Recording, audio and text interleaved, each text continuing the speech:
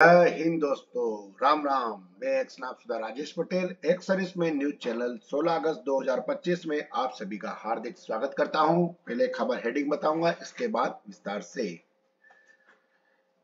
पहली खबर, पेंशन भोगियों के लिए 1 नवंबर से पेंशन विभाग की पहल। सैनिक बिना वैलिड कार्ड के रिटायर होंगे तो फैमिली पेंशन नहीं, वैलिड कारण के। स्वतंत्रता दिवस पर अग्निवीरों को एसबीआई का 4 लाख का तोहफा। केएसबी, आरएसबी और जेएसबी पर जारी हुआ लेटर। सीए पीएमएसएसएस बंद। कर्नल और हवलदार से व्हाट्सएप कॉल से 2.3 करोड़ रुपए की ठगी। और ईएसएम को गन लाइसेंस में प्राथमिकता, स्टाम्प शुल्क में छूट। अब खबर विस्तार से। पेंशन एवं पेंशन भोगी कल्याण विभाग 1 से 30 नवंबर 2025 तक राष्ट्रव्यापी डिजिटल जीवन प्रमाण पत्र अभियान 4.0 का संचालन करेगा। देश भर में 1850 से अधिक जिलों और शहरों और कस्बों में शिविर आयोजित किए जाएंगे। चेहरा प्रमाणीकरण तकनीक का उपयोग करके पेंशन भोगियों के डिजिटल सशक्तिकरण को बढ़ावा देने के लिए यह अब तक का सबसे बड़ा अभियान है। 2 करोड़ डीएलसी प्राप्त करने के लिए परिपूर्ण मॉडल अपनाया जाएगा। और पेंशन जारी रखने के लिए पेंशन भोगियों को हर साल नवंबर में जीवन प्रमाण पत्र भरना पड़ता है। नवंबर 2025 में 2024 में 845 शहरों में आयोजित डीएलसी अभियान 30 में 1.62 करोड़ डीएलसी जमा किए गए थे। और पेंशन विभाग कल्याण विभाग डीओपीडब्ल्यू अब चौथा राष्ट्रव्यापी डिजिटल जीवन प्रमाण पत्र अभियान आयोजित करेगा, जो 1 से लेकर 30 नवंबर 2025 तक भारत के भर में 1850 से अधिक जिलों और शहरों में और 2500 शिविर स्थानों पर आयोजित किया जाएगा। विभाग ने 30 जुलाई 2025 के कार्यालय ज्ञापन के माध्यम से अभियान के लिए व्यापक दिशा निर्देश अधिसूचित किए गए हैं। यह अभियान पेंशन संवितरण बैंकों, इंडिया पोस्ट पेमेंट्स, पेंशन भोगियों और कल्याण संघों, सीजीडीए, दूरसंचार विभाग, रेलवे, डीओपी, ईपीएफओ, यूआईडीएआई और इलेक्ट्रॉनिक और सूचना प्रौद्योगिकी मंत्रालय के सहयोग से देश के सभी जगह कर रहे हैं। और ये उनके आयोजित किए जाने के लिए शिविर राज्यभर में किस प्रकार है, इसका विवरण दिया गया है। उत्तर प्रदेश के अंदर 170 शहरों और कस्बों में किए जाएंगे, जो कि भारतीय स्टेट बैंक के उसमें किए जाएंगे। इनकी संख्या 82 होगी। मध्य प्रदेश में 127, पंजाब नेशनल बैंक 31, बिहार में 114, बैंक ऑफ इंडिया 27, उड़ीसा में 110, Indian bank 24, Maharashtra 106, bank of Baroda 24, पश्चिम बंगाल 102 में 20, कर्नाटक में 97, बैंक ऑफ महाराष्ट्र में 16, राजस्थान 95 में सेंट्रल बैंक ऑफ इंडिया में 16 और तमिलनाडु 85 में केनरा बैंक ऑफ 12। ऐसे करके ये होंगे। और हिमाचल प्रदेश की अब खबर है कि 73 वर्षीय महिला को फैमिली पेंशन देने से कोर्ट का इनकार, पेंशन नियमों के तहत करार दिया अयोग्य। 73 वर्षीय महिला निर्मला देवी ने उनके पति की सेवा के आधार पर फैमिली पेंशन देने से इनकार कर दिया। कोर्ट ने केंद्रीय सिविल सेवा पेंशन नियम 1972 के तहत पति की सेवा को पेंशन के लिए अयोग्य करार दिया। अदालत ने नियम 26 का हवाला दिया, जिसके अनुसार यदि कोई कर्मचारी उचित अनुमति के बिना इस्तीफा देता है तो उसकी पिछली सेवा जब्त कर ली जाती है। बिहारी लाल डोगरा ने बीएसएफ से इस्तीफा दिया था और उसके बाद 1.5 साल के अंतराल के बाद सीआईएसएफ में सीधी भर्ती के जरिए ज्वाइन किया था, इसलिए उनकी बीएसएफ की सेवा को पेंशन के लिए योग्य नहीं माना गया। न्यायाधीश ज्योत्सना रिवाल दुआ की अदालत ने याचिका को खारिज करते हुए कहा कि याचिकाकर्ता निर्मला देवी का मामला पेंशन नियमों के मापदंड को पूरा नहीं करता। याचिकाकर्ता के पति बिहार लाल डोगरा 29 सितंबर 1965 से 22 मार्च 1970 तक सीमा सुरक्षा बल बीएसएफ में कांस्टेबल के रूप में सेवा दी। 4 साल 7 महीने और 24 दिन की अवधि थी। उन्होंने 1970 में बीएसएफ से इस्तीफा दे दिया था। लगभग 1.5 साल बाद 18 जनवरी 1972 को उन्होंने सीआईएसएफ में एक फ्रेश कैंडिडेट के रूप में सीधी भर्ती जरिए ज्वाइन किया था। उन्हें सीआईएसएफ में 18 जनवरी 1972 से 8 अक्टूबर 1970 तक यानी 15 साल 8 महीने 20 दिन तक सेवा दी, जिसके बाद उन्होंने वहां से भी इस्तीफा दे दिया था। लेकिन ये बात तो सही है, लेकिन जो उन्होंने सीआईएसएफ में नौकरी करी उसी के आधार पर अगर चाहती तो अदालत जो है उनको पेंशन दे सकती थी, क्योंकि उनकी उम्र 73 साल है। तो ये अदालत को एक बार विचाराधीन या विचारणीय होना चाहिए मामला, मेरी तरफ से, मेरे विचार से। नेक्स्ट खबर है, एसबीआई अग्निवीर ऋण योजना शुरू। 79वें स्वतंत्रता दिवस के अवसर पर भारत के सरकार के अल्पकालिक अग्निपथ भर्ती कार्यक्रम के तहत अग्निवीरों के लिए एक विशेष व्यक्तिगत ऋण योजना शुरू करने की घोषणा की है।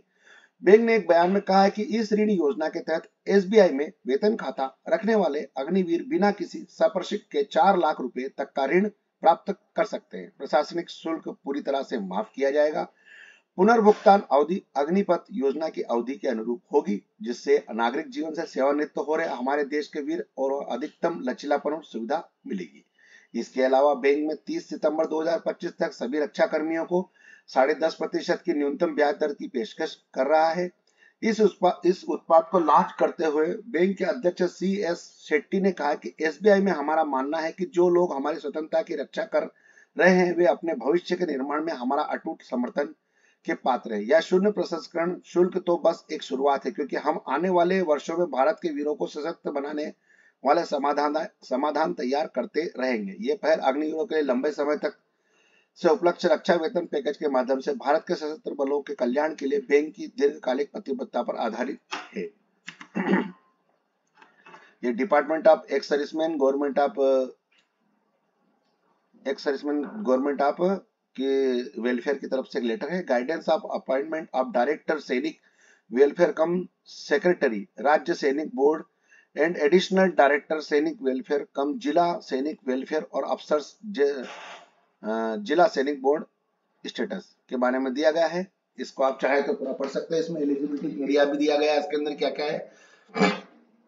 और ये देखिए 75% ratio respected 12 allowances category wise Arunachal Pradesh, Assam, Madhya Pradesh, Jammu, Himachal Pradesh, Jammu and Kashmir, Ladakh, Manipur, Meghalaya, Mizoram, Nagaland, Tripura, Uttarakhand, Sikkim and ratio के 60% respected remaining state. The following the guidelines may be followed the letter in the split appointment of the officially the Scenic Board order to have standardized policy across the country.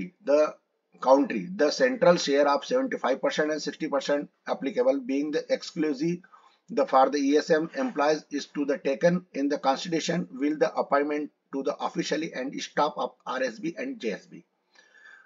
जिला सैनिक board और राज्य सैनिक board की तरफ से ये letter है। बाकी आप इसको चाहे तो पूरा पढ़ सकते हैं। पंचकुला पूर्व सैनिक से 2.5 करोड़ रुपए की विनिवेश धोखाधड़ी के आरोप में 2 गिरफ्तार। साइबर अपराध में बढ़ते क्राइम जो है अधिकतर सैनिकों के साथ में हो रहे हैं, इसमें अफसरों के साथ भी होना शुरू हो गए हैं। ये देखिए सैन्य कर्मी एक पहले मामले में लुधियाना के हरजोत सिंह उर्फ समर को दूसरे आरोपी के रूप में गिरफ्तार किया गया। यह पहला 80 वर्षीय सेवानिवृत्त सैन्य कर्नल से 2.34 करोड़ रुपए की ठगी का है।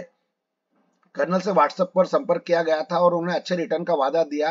और हरजोत सिंह जी दूसरे मामले में पुलिस ने महेंद्र जी चौधरी को एक 60 वर्षीय सेवानिवृत्त भारतीय वायुसेना में हवलदार है उनके 31.5 लाख की ठगी करने के आरोप में गिरफ्तार किया गया। शिकायत के अनुसार पीड़िता को भी इसी तरह से व्यक्तिगत शेयर बाजार शिक्षक बनकर एक व्हाट्सएप ग्रुप में फंसाया गया था। तो कृपया करके मेरे सैनिक भाइयों से निवेदन है और अपने सोच विचार से काम ले और हर किसी के ऊपर शेयर बाजार में रिटर्न के चक्कर में अपने जो मूल पूंजी है उसको ना गंवाएं। यही मेरी विनती है सभी भूतपूर्व सैनिक भाइयों से। अब पूर्व सैनिकों को गन लाइसेंस में स्टाम्प शुल्क में छूट मिलेगी। मध्य प्रदेश में निवारस्थ पूर्व सैनिकों को गन लाइसेंस में प्रभारी स्टाम्प शुल्क में छूट दी गई है। राज्य सैनिक बोर्ड की बैठक में मुख्यमंत्री जी श्री मोहन यादव जी के द्वारा निर्णय लिया गया है कि राज्य के गृह विभाग ने सभी जिलों कलेक्टरों को इस निर्णय पर पूर्व सैनिकों को सुरक्षा गार्ड की नौकरी है तो नवीन गन लाइसेंस बनाने एवं निःशुल्क नवीनीकरण की सुविधा मिले अमल करने के लिए प्रशासकीय कार्यवाही करने के निर्देश भी जारी किए गए। उल्लेखनीय कि 16 साल पहले 27 मई 2009 को भी राज्य के गृह विभाग ने सभी जिलों कलेक्टरों को निर्देश जारी कर रहा था कि राज्य शासन ने निर्णय के लिया है कि पूर्व सैनिकों को उनकी आवश्यकता के आधार पर गन लाइसेंस 3 माह के अंदर जारी किया जाए एवं लाइसेंस शुल्क से छूट प्रदान की जाए। इस निर्णय पर कार्रवाई सुनिश्चित की जाएगी। बहुत ही अच्छी पहल है मध्य प्रदेश सरकार की है और मैं इनकी सराहना करता हूं और मैं इनको बहुत बहुत साधुवाद देता हूं और धन्यवाद देता हूं क्योंकि मैं भी मध्य प्रदेश इंदौर का रहने वाला हूं। तो जो भी हमारे मध्य प्रदेश के भूतपूर्व सैनिक भाई है जिनको गन लाइसेंस बनाना है या बंदूक का लाइसेंस बनाना है वो अपना इसमें अप्लाई कर सकते हैं अपने अपने जिले में। तो उनको एक तो स्टाम्प शुल्क में छूट मिलेगी और इसके अंदर देखना है इसके अंदर कहना है कि हमें नौकरी के लिए जो है गन लाइसेंस बनाना है, ये उसका एक स्पष्टीकरण उसमें देना पड़ेगा। बस दोस्तों मेरे पास आज न्यूज यहीं तक थी। आपका दिन शुभ रहे। जय हिंद, राम राम। न्यूज अच्छी लगे तो लाइक और सब्सक्राइब जरूर करें। जय हिंद।